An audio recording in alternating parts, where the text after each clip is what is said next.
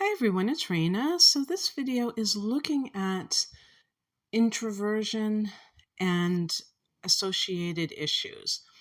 So social anxiety, people who feel like they don't fit in, that they have been bullied in the past, scapegoated, maybe have Asperger's syndrome, which is on the mild end of the spectrum of autism. And I am a little bit leery about even bringing up that because this is my opinion, so please don't get offended by it. A lot of people seem to think that they have autism these days, and I wonder if that's actually true because I'm talking about people who are very self aware, they are very sensitive to themselves and others. And my understanding of autism is that one reason that even on the mild end of the spectrum, like Asperger's, that can be considered a disability, even, is because the person lacks self awareness. And so in social situations, they can behave in ways that are off putting to others, and they have no clue that they're doing this. Like, so talking on and on about a pet issue, and not reading the body language of other people, and if they're bored, if, um, and other things of that nature that, oh yeah, another thing about Asperger's is that they used to say that the person could be identified with having a very flat type of facial expression, like they don't smile easily, they don't even show a lot of distress. Now we're not talking about all forms of autism, but anyway, the point being that some of these people who are saying that they are autistic don't have those kinds of symptoms. They're very expressive, they're very emotional, and people with Asperger's can be kind of insensitive because they're not they're not tuning into people, and they don't have. It's not like a sociopath that doesn't have empathy, but they just their feeling state is kind of blunted. So I'm using the term Aspie to mean somebody who feels that they are kind of awkward, socially awkward, but not necessarily that they really do have it. And the reason that these labels, I don't like labels like social anxiety and even autism, is because they can be quite limiting. Then somebody thinks, oh, well, I'm this, so that's the way it always has to be. And I think that we can always, if we want to, we can always alter our behavior to some degree and improve it, not in a fake way, but just through awareness, being able to rise above it, So anyway, I'm going to be talking about certain things going on. I'm going to do a separate video on neurodiversity because I do feel I'm embracing that term actually because I can relate to it growing up, and I'm going to be including ADD, ADHD in the chart, and with aspects what can, where you can see it there, and what else? Just even like learning disabilities, people who are different in some way in the ways that they learn, the ways that they obtain information. Some people are visual learners, and some people, they like to hear things. It's all different. And we're seeing this more and more with the school system, that it's not one size fits all. And so it becomes more and more imperative to embrace one's differences without thinking again that it means that Well, I mean, you could say it's a disability if somebody has dyslexia, but not to act like, oh, that means that I can't do something because of it. So that's limiting quality. Okay. So anyway, I'm going to start with the first house. And by the way, this is just me. I did not consult any website or book. I'm just doing this strictly on my own. So I may leave some things out. If you have any other ideas, please write them below, because I have no doubt that this is going to be incomplete. I'm not going to cover all the houses. I'm just specifying certain ones. Like, for instance, I could, when I'm talking about being bullied, scapegoated, I could mention the fourth house because that's the family of origin. I'm sticking to the third house instead, which can be siblings and your elementary school years. And because I feel that your peer group really does have a big part of things, and even your siblings are kind of almost like your peer group. And the parental abuse and that kind of thing, yeah, that happens, but I'm going to leave that out. Okay, so starting with the first house, I put Chiron, Black Moon Lilith, Mars, Moon, Neptune, and Pisces rising. So with Chiron, the first house is the house of the self. So Chiron here, if you have Chiron in your first, or maybe if you have Chiron in Aries, this might also work.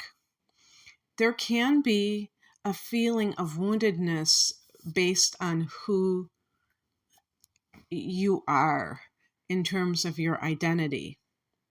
And we have to be careful because our true identity is not in these things. Because, for instance, let's say somebody is gay and they come from a family that rejects that quality, and they feel like they have to hide it, or they have to be banished from the family for being open about it. While being gay can be something that a person identifies with, it's really limited to this lifetime.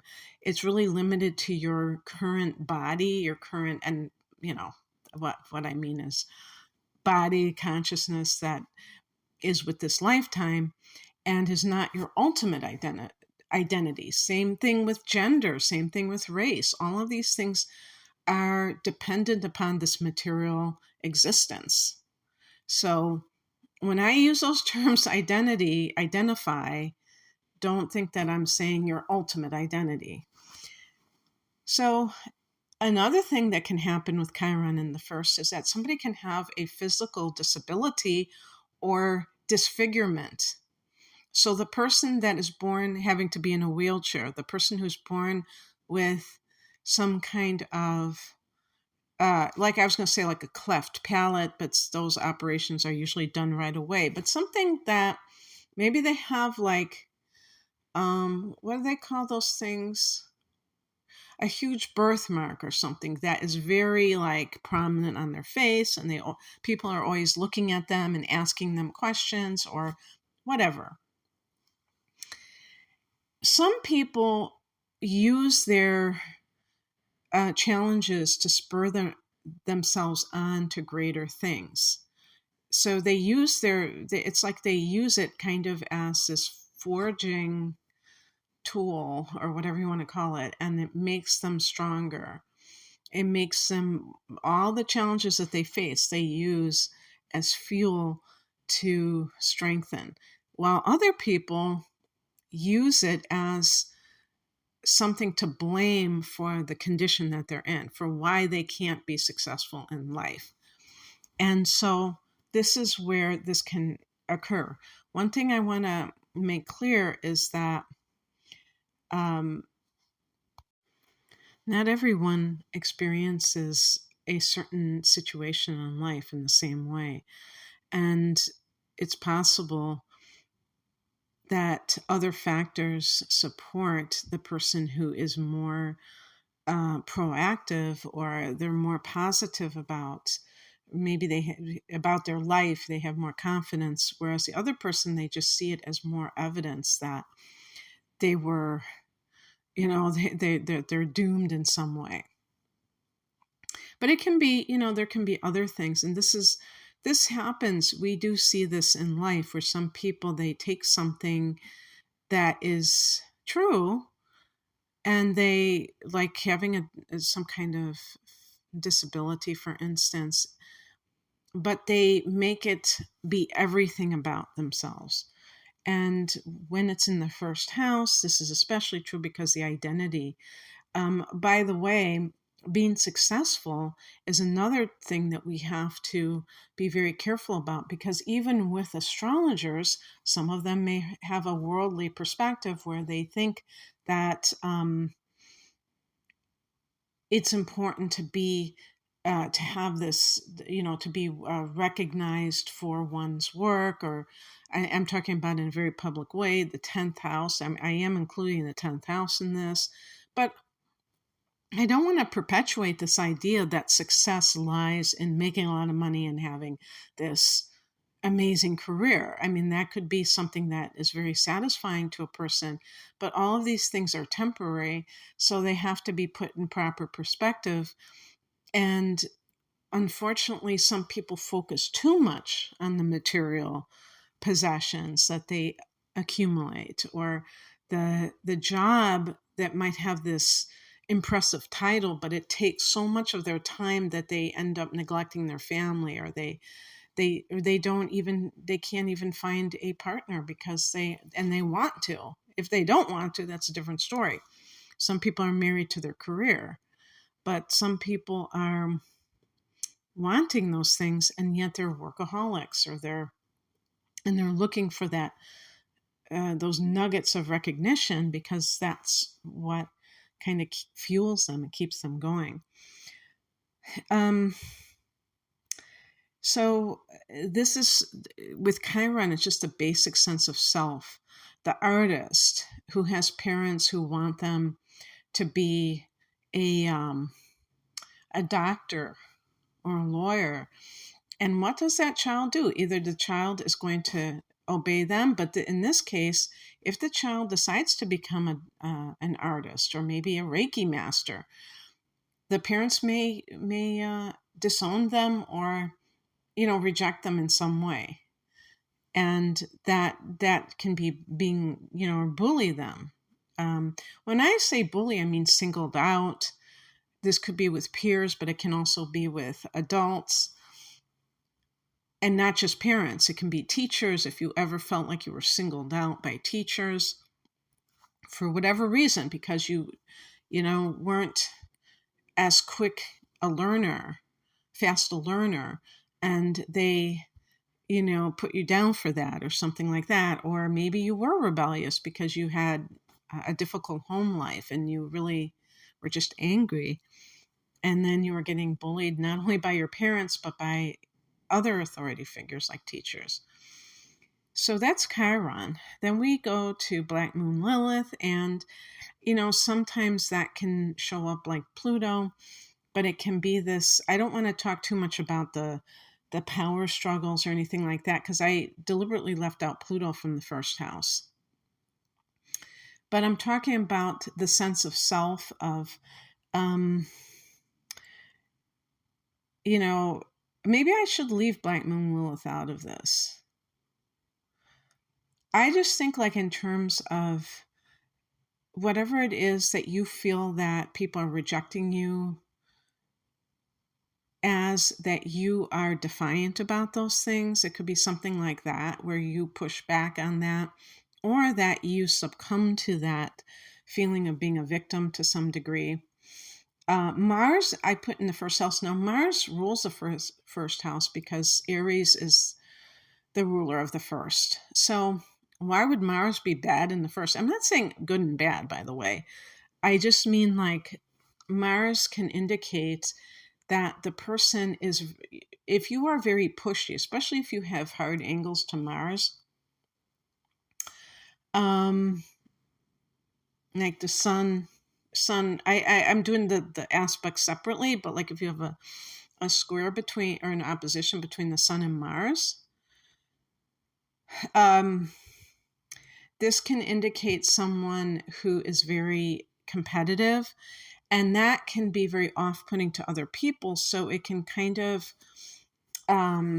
make you a social pariah. There was another term I wanted to use here for outcasts. I think I might have said that at the beginning.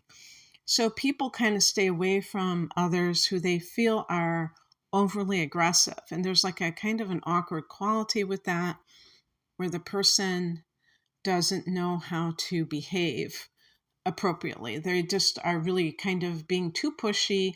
Other people don't like it, and then they don't know why other people are kind of avoiding them. And so that's unfortunate, because that can be kind of one of those things where if the person is overall clueless about themselves, they can just make it worse in that sense. The moon here, I put the moon here because it can mean that you are very sensitive. And when you're a child, and I could even say like Cancer rising too. I said Pisces rising, I could say Cancer rising. Because when you are very sensitive, children tend to bully those kids because they can see them as vulnerable. And bullies are people who probably are being abused at home.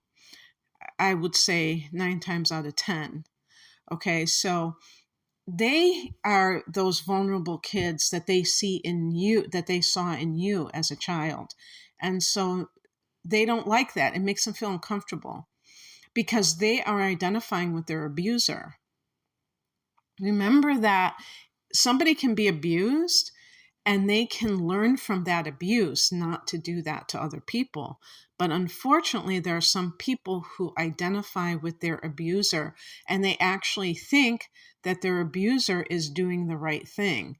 On some level, they think that their abuser is very powerful. And so they kind of, it's almost like they admire their abuser in a twisted way because they see their abuser as being able to get their way, get people to do things for them because they go through life being a bully. A bully from adult to adult is somebody who is very aggressive, somebody who is very, can be very manipulative even, but whatever it is that they're trying to get, they'll do it by any means necessary. So, if you show that you are sensitive, you can fall prey to those kinds of energy vampires, malignant narcissists, and just like the neighborhood bully or the playground bully, and they see you as very like easy to pick on. So, and also I have said with Cancer rising, maybe the moon in the first house could be this, that when you're a kid, you might be a crybaby. And even calling somebody a crybaby sounds insensitive. What I mean is that it's easy to bring you to tears. Even within yourself, you may feel like the sense of embarrassment easily, and maybe at home you're being humiliated, laughed at. So if somebody does that at school, you may start crying because you feel so embarrassed or just singled out, and it makes you feel bad about yourself. So those kinds of things. Neptune in the first. Oh, and by the way, too, all of these things can be wonderful. These can be gifts that you have. So I don't want to just make it seem like, oh, you're so weak if you have that. No, it's all about bringing awareness to it, and then you can see it as your superpower, and you don't have to feel bad about it anymore. Neptune, I did put Neptune in Pisces rising, so that can be similar too, although, obviously it's not perfectly similar because you could have Pisces rising and a lot of the first house is Aries and has nothing to do with Neptune, in terms of planets and stuff like that. And you could be a lot more forceful, or you have the sun there and you're a lot more confident. But I'm talking about, for those people that have Neptune in the first or Pisces rising, this Pisces rising can be the victim. I think Neptune as well. Pisces is just a sign of the victim because it's the ruler of the 12th house, which is a house of karma and that kind of thing. So we can look at those things. We can look at karma and things like that as simply cause and effect. And in this lifetime, if somebody is being bullied, picked on, scapegoated, singled out, which is really, I experienced that myself. When we get to the 11th house, I'll talk more about that. And it's devastating. It's devastating because it makes you feel like there's something particularly going on with you that other people are honing in on. And it's probably true. But guess what? It's probably because you are, an empath, a starseed. You are different. You just have to embrace your individuality and not try to conform to other people's expectations, but by the same token, not be angry, rebellious about it, have a chip on your shoulder, that kind of thing. So,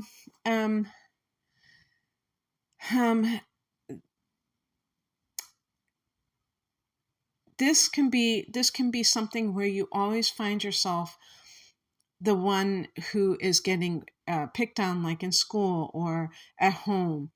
And you can start to think it's almost like having a mark on your back.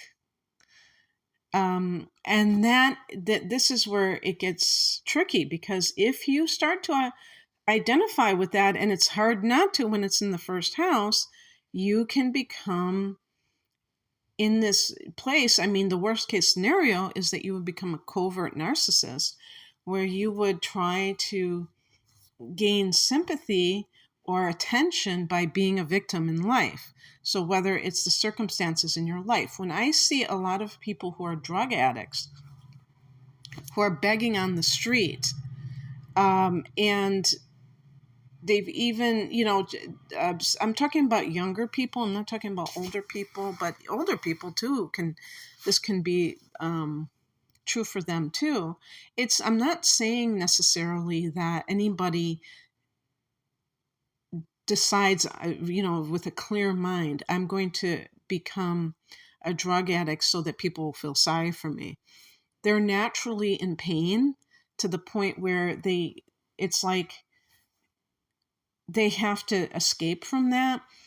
But I find that sometimes they're walking around as a victim because they probably have been in their childhood. And they have identified it with so fully that they have really abused themselves through abusing hard drugs that have taken a toll on their health, on their sanity, on all aspects of themselves, and their appearance, and they look much older, and they just become these people. And it's hard not to feel sorry for somebody in that situation. But by the same token, I have, and I'm sure all of us know people who it's like they would rather, it's like they confuse being pitied with being respected. And this is where we have to draw that very clear line, is that being pitied by others, having others people feel sorry for you, is not the same thing as being respected. And so you don't want that. Ultimately, in an ideal scenario, even if you have experienced severe abuse in the past, you're like, okay, this was terrible. I was a victim. I was a victim of that abuse, but I'm not going to make that the centerpiece of my life. I'm going to do whatever it takes so that I transcend that situation. And I give props to anybody who's able to accomplish that, because it's easier said than done, for sure. I don't want to give this idea that, oh, it's so easy to do that. But, I'm just kind of bringing up what these things represent. So then let's talk about the third house.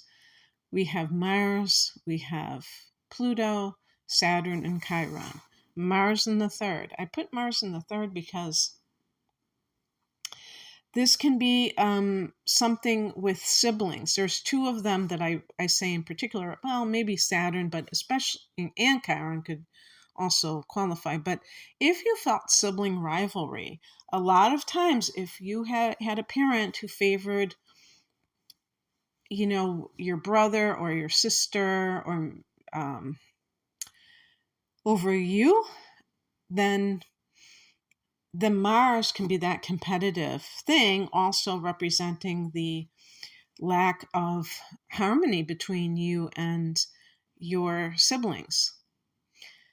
That can definitely take a toll on your self-esteem. I know of a family where it was a large Catholic family, I'm pretty sure.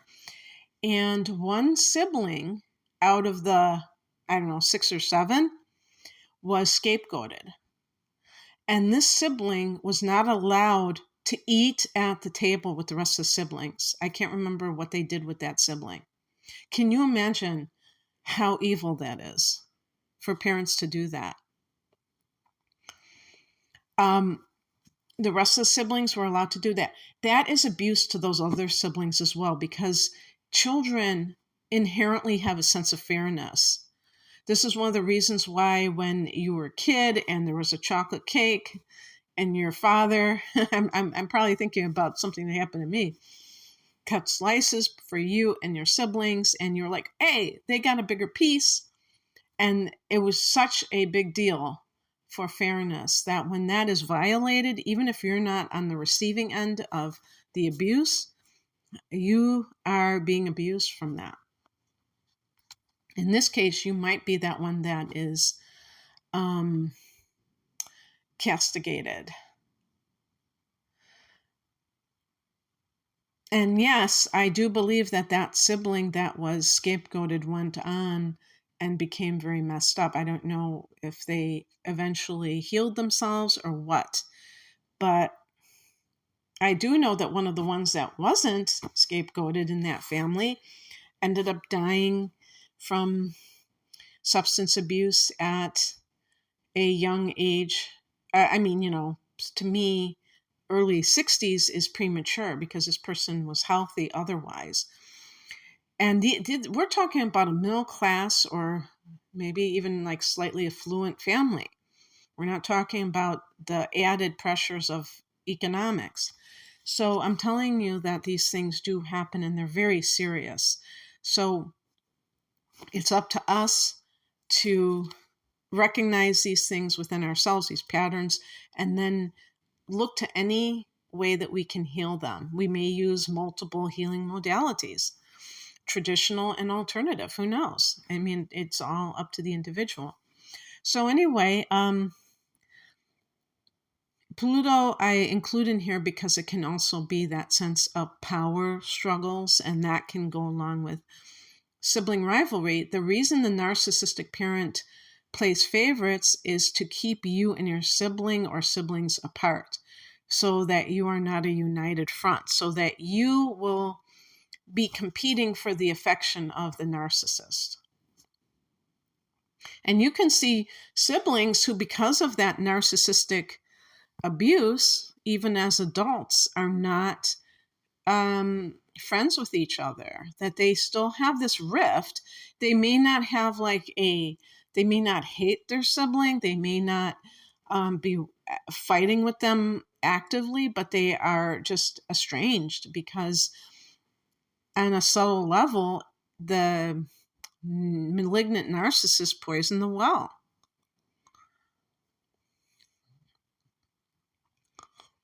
Saturn, this can be, if I'm going to be talking about this with neurodivergent individuals. But for instance, let's say you had some kind of, I could put Neptune here too. If you had some kind of learning disability, or with Saturn, it can be speech delay, it can be stuttering. And you just got mocked in school, because the third house is elementary school years. So by the way, Pluto in the third can be like teachers who are too strict, religious schools where they're very harsh, and Mars here could be even like corporal punishment.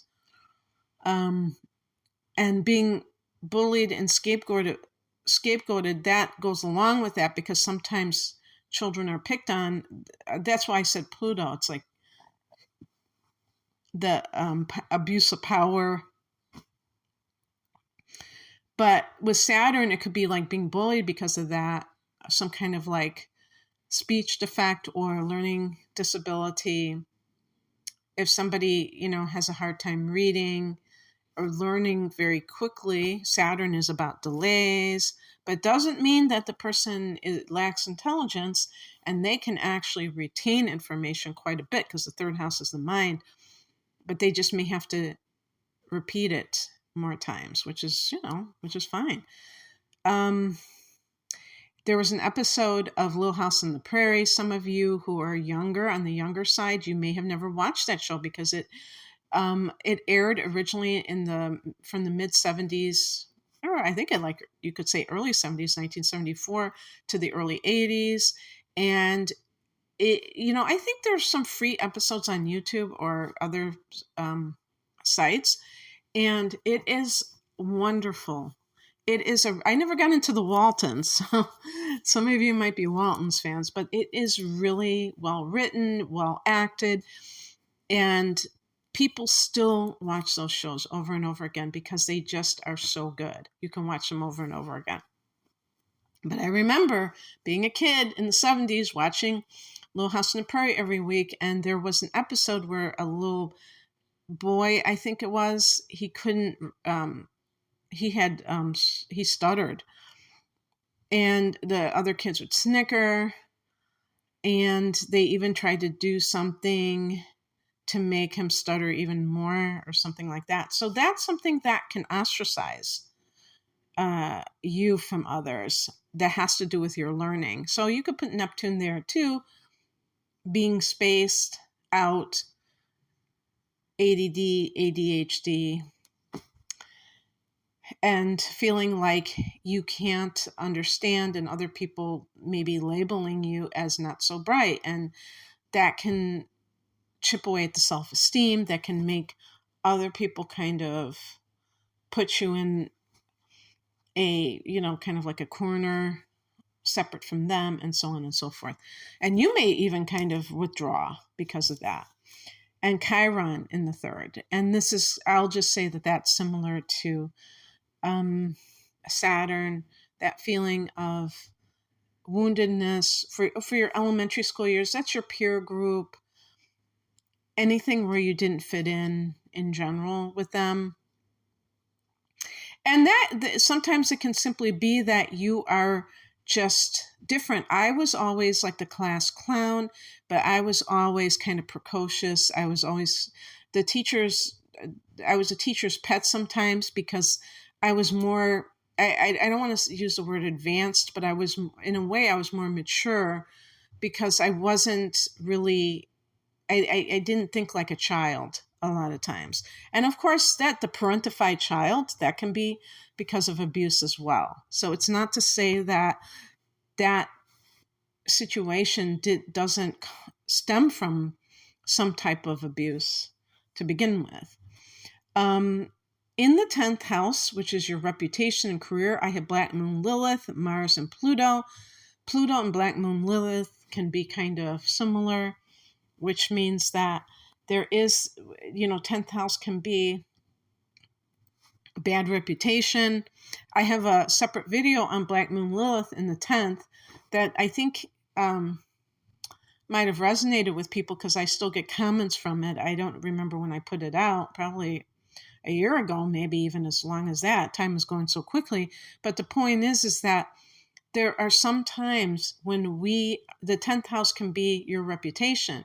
Now, in the past, they used to say this to girls and women: she's got a bad reputation. And they were talking about sex, right?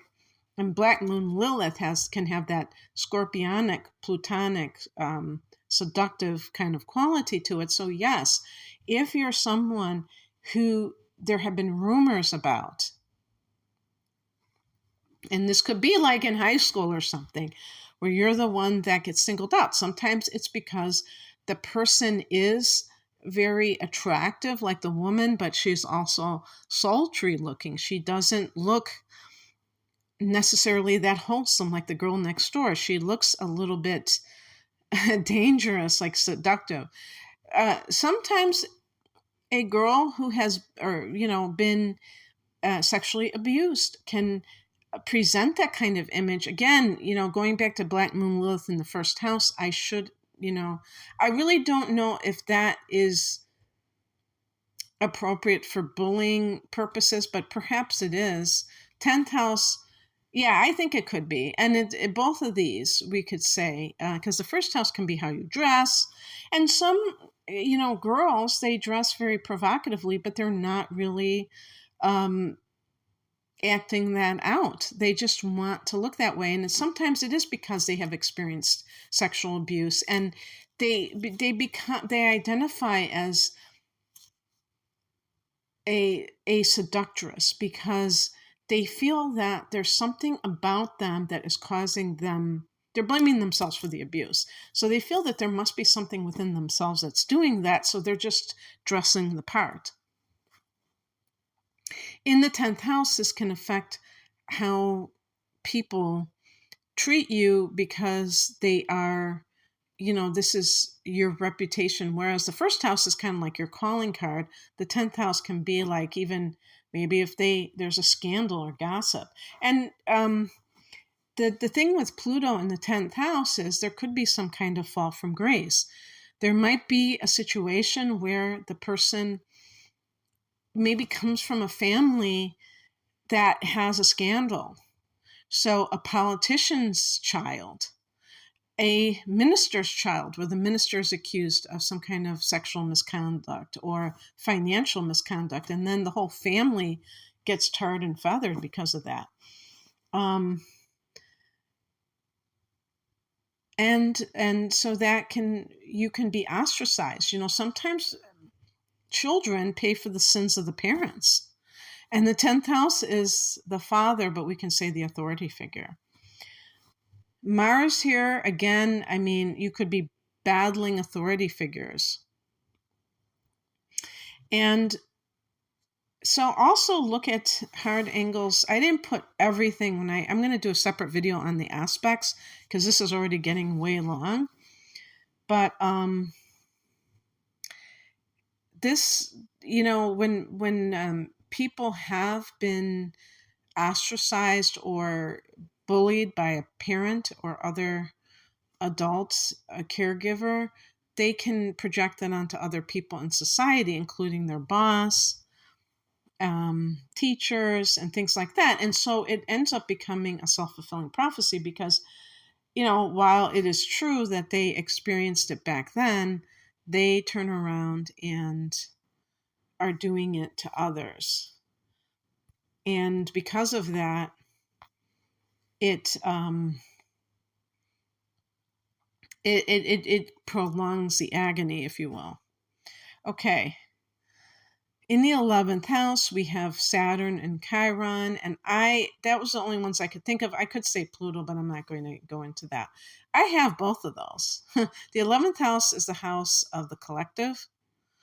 It can be friendships and groups. And when you have Saturn here, you may find it hard to make friends growing up. You may have few friends, or you may favor older people. For me, it was the latter. Yeah, I had friends growing up, but not definitely wasn't popular. Definitely didn't have a lot of friends, and always preferred the company of older people. Okay. There can also be, which I'm going to talk about when I talk about the aspects, a stiffness with, because I mentioned the sun square or opposing Saturn and the moon squaring and opposing Saturn. So there can be like this kind of like restrictive quality. Maybe you find it hard to be very social with others. Um, you feel awkward. Chiron here can be the pain that's associated with not fitting in, because it's the house of Aquarius and it's also the collective. So for some reason, you feel like you never fit into groups. You always are on the outside looking in. And what I have observed within myself is that as an adult, I tend to remove myself. I tend to keep myself apart from those people.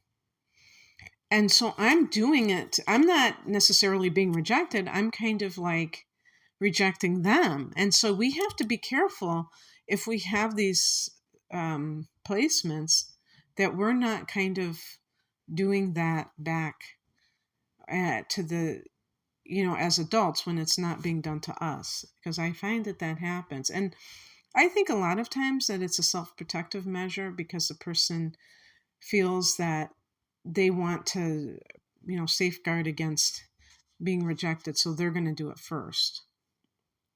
Oh, and by the way, I have both of these. I think they're in conjunction and they're in Pisces. So that adds an extra oof to that particular situation. Speaking of Pisces, now I'm going to talk about the 12th house, which Pisces rules. And I put down here the sun, the moon, and Chiron. And so it's interesting because I am going to be doing a video on the chart of Nick Drake, who was a British folk singer who came about in the late 60s and early 70s and died, I believe, in 1974 under somewhat nebulous circumstances because it was an overdose of antidepressants. So whether it was deliberate or not is unknown. But he was relatively obscure during his lifetime, although I think that he must have been known within the musical circles because Elton John, there's a cover of one of his songs that Elton John did when Elton John was doing covers before he just, hit it massively big. So he was probably one of those people that artists were like buzzing about, but he never got that public acclaim. Listen to his song Fruit Tree, which really talks about this idea of like after you're gone, that's when you'll be known. It's very touching, but it's a very sad song, because it kind of indicates maybe how he felt about, Van Gogh, the same thing. This artist that is so famous, but is someone who in his lifetime didn't have that success. Like, how do you keep going? And even if you're somebody that doesn't necessarily want, fame and wealth, you still may want that recognition. Like, hey, you know what? You're really good. And it does. It's tragic because everybody deserves that as far as I'm concerned. And that's why I talk about with the 10th house is that sense of, maybe Chiron in the 10th house. I should have put that. Is that sense of maybe not being recognized for your greatness. Not so it's like it can pad your ego, but just so that you can feel like you are good. Because sometimes people have a lot of self-doubt, even when they're super talented, And so anyway, when I looked up Nick Drake, who was a late degree Gemini, I laughed because his sun and his moon, and he had other planets. I think he had like 4 planets in the 12th house. And I already knew that would be there. I mean, of course, it doesn't have to be 100% of the time, but certainly he was. And he was a reclusive guy. So this is where I would say, especially with social anxiety and introversion, that this can reside, where the person feels like they have to hide. They really have to kind of have this safe space within themselves, kind of like the hermit's house. That's what the 12th house can be, but it's also the house of karma. So I feel like there can be this past life thing that's influence that is affecting them now, which may be some of the same kind of themes. Maybe the person is excessively preoccupied on themselves for some reason. Maybe the person is very, I would say excessively preoccupied. And this is what we talk about when we talk about covert narcissism. Is a person, narcissism occurs from trauma, where a person is forced to focus on themselves to an excessive degree. So if a person is someone who's getting beaten every day, they have to focus on their survival. They don't have the luxury of just being able to go and talk to other people and ask them how they're doing. They're so busy trying to keep themselves alive. Or if they're being, sexually abused all the time, they're just trying to protect themselves. And what happens in some cases is that excessive preoccupation with the self becomes something where they are looking for constant attention from other people. And sometimes they do it through negative behaviors. That's what a malignant narcissist is. This is because when you are abused, you are being focused on. It's a negative focus. It's a negative attention, but it's still attention. So this is why it is really important to, if you have experienced this, to see how you might be excessively focused on yourself.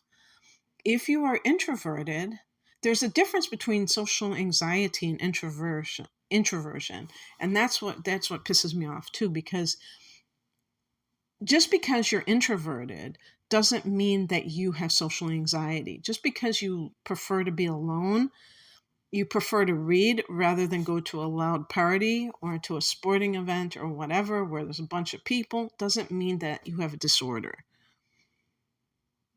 Now, obviously, if it's taken to the extreme and somebody is very, very scared about like calling somebody on the phone, like calling a stranger on the phone, and they just like get like panic attacks doing that, or, asking somebody directions on the street, if you're that like timid, then you probably do have something that is going to interfere with your life.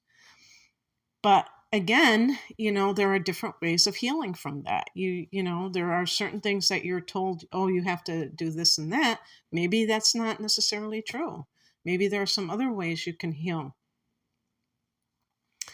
And the sun here can make the person very spiritual, where they can, they don't necessarily need this major identity, like I am the, that's really a good thing about it, is that the person can really feel connected to the whole, and therefore they don't need to stand out. But it could be, again, this could be karmic information. The sun, really, I should have just left it at the moon, because I don't think the sun is necessarily negatively impacted, or maybe a sign of abuse. Who knows? Maybe it could be, because it is like having the sun in Pisces. So there can always be the potential for being the scapegoat and things like that. The 12th house is also known as the house of self-undoing. So a person has to be careful that they are not being destructive in their life, that they are being very, that they are being very loving of themselves, even if they did not experience that from other people. And chances are you would feel a sense of compassion for anybody who treated you poorly, because this has this sense of understanding the collective pain, of humanity. The moon here can indicate somebody who feels very emotionally neglected in some cases. Again, this could come from past life. So it could be that you have parents who maybe they're not trying to do that, but you perceive it that way. You feel that they're not giving you enough of what you need, and you're feeling sorry for yourself. You're feeling like you're being ignored or not nurtured. But it could definitely be that because you're very sensitive, this can make you psychic. The sun could too, but the moon is intuitive, so especially so, that you really feel this sense of martyrdom, that you have not, that you are misunderstood. Maybe they do misunderstand you, and it bothers you because you feel that you should be treated better, which, everybody should be treated well in life. But you may feel loneliness, so you may isolate, but you may also feel lonely at the same time. Chiron here can be someone who, this is especially, could be to me another example of feeling guilty about past life deeds, even if you don't know what they are. And so you're always trying to make amends. But I feel that in some cases, this can lead to a sense of martyrdom. Maybe you are getting bullied, but you kind of feel that you deserve it. And so that can be dangerous when people feel that they deserve what they get. I should have put Saturn here too, because that can feel like someone who has the weight of the world on them, that they're some kind of karmic baggage. And maybe it does result in you experiencing some kind of mistreatment, including, but here I'm talking about especially being rejected by others or being kind of kept apart. There might even be, in some of these cases, there might even be like a physical separation from others for some reason. The 12th house can be hospitals and prisons. So it could be that if you are put into a hospital, like for instance, the 12th house can be mental health. Well, some people are put into mental hospitals, but what is really going on there? I think about Edie Sedgwick. I'll have to revisit her chart. That socialite who was, I would say, what would we call her? She was a star in some of Andy Warhol's movies, but she was also like this presence, and maybe a muse, a catalyst for the energy of those times. And she was hospitalized by her parents.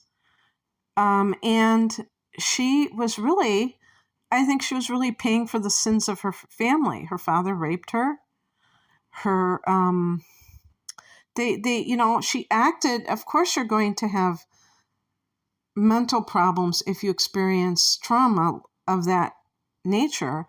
But what about the rest of the family? Are they getting hospitalized, or she became the scapegoat? And this is one of the things that can happen is the person who is the biggest empath, the one who is most psychic or most sensitive or most aware, is the one who gets all of the feces flinged at them.